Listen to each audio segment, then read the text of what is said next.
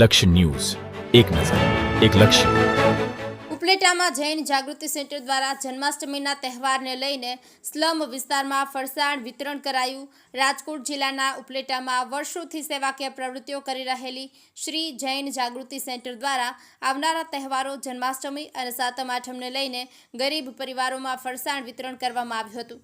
આ સંસ્થા દ્વારા ઘણા વર્ષોથી ઉપલેટામાં પાણીના પરબ, ઉનાળામાં ઠંડી છાશ વિતરણ, જન્માષ્ટમી પર જરૂરિયાતમંદોને મીઠાઈ વિતરણ, ચોપડા વિતરણ તેમજ ગણપતિ ઉત્સવ જેવી અલગ અલગ સેવાકીય પ્રવૃત્તિઓ કરી રહ્યા છે અને હજુ પણ ગરીબ લોકો અને બાળકો માટે વધુ સેવાકીય પ્રવૃત્તિઓ કરી બતાવવાની ઈચ્છાઓ વ્યક્ત કરી રહ્યા છે.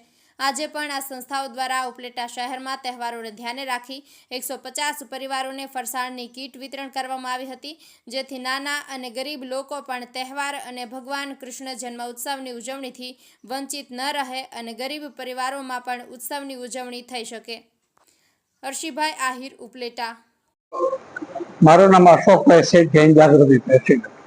જન્માષ્ટમીના પવિત્ર તહેવારોમાં નિમિત્તે જૈન જાગૃતિ દ્વારા ઉપલેટાની અંદરમાં 150 મીઠાઈની કીટ બનાવેલી, તેમાં ફરસાણ અને લાડવા છે. જે લોકોને અમે દર વર્ષે આપીએ છીએ, આજે 15મા વર્ષની અંદરમાં મંગલપ્રવેશ મીઠાઈ અને ફરસાણ લોકો તહેવારો ઉજવાય અને જન્માષ્ટમીનો પરંપરા જે તહેવાર છે એ નિમિત્તે ખાસ અમે એવું આયોજન કરવામાં આવેલું છે. જૈન જાગૃતિ ટીમ દ્વારા અનેક કાર્યો કરવામાં આવે છે, જેવા કે ઉનાળામાં છાશ વિતરણ, શિયાળામાં ધાબળા, જે અનેક પ્રવૃત્તિઓનો લાભ લઈ જૈન જાગૃતિ લોકોની અંદરમાં સારા કાર્યો થાય ને લોકોમાં ખુશી આવે. જન્માષ્ટમી ખુશીનો તહેવાર છે. ભગવાન જગન્નાથ બધાને ખૂબ સુખ શાંતિ આપે એવી અમે શુભેચ્છા પાઠવીએ છીએ. અશોકભાઈ સાહેબના જયજી. મારું નામ અશોકભાઈ છે, જૈન જાગૃતિ પ્રેસિડેન્ટ. જન્માષ્ટમીના પવિત્ર તહેવારોમાં નિમિત્તે જૈન જાગૃતિ દ્વારા ઉપલેટાની અંદરમાં 150 મીઠાઈની કીટ બનાવેલી, તેમાં ફરસાણ અને લાડવા છે.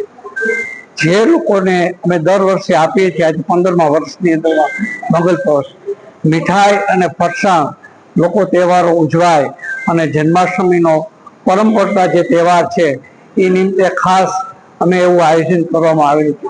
જૈન જાગૃતિ ટીમ દ્વારા અનેક કાર્યો કરવામાં આવે છે, જેવા કે ઉનાળામાં છાશ વિતરણ, શિયાળામાં ધાબળા, જે અનેક પ્રવૃત્તિઓનો લાભ લઈ જૈન જાગૃતિ લોકોની અંદરમાં સારા કાર્યો થાય ને લોકોમાં ખુશી આવે.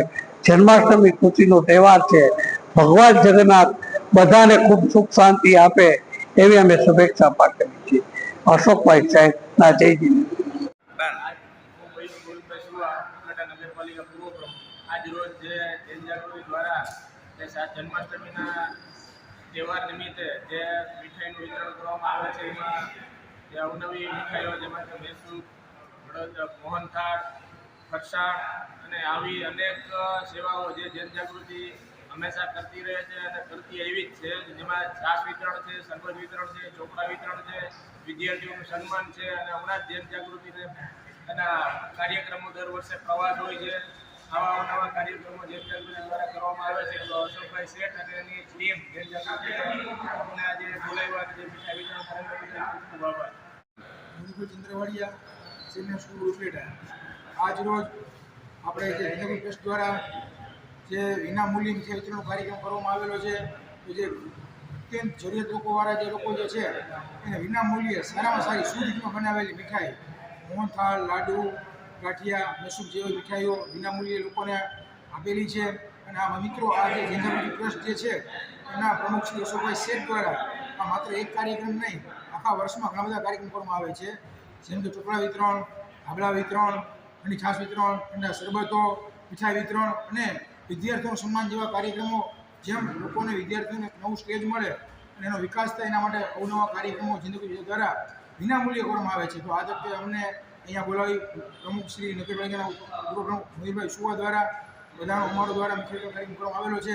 તો આ તકે અમે એમાં પ્રમુખ શ્રી અશોકભાઈ શેઠનો આભાર માનીએ છીએ.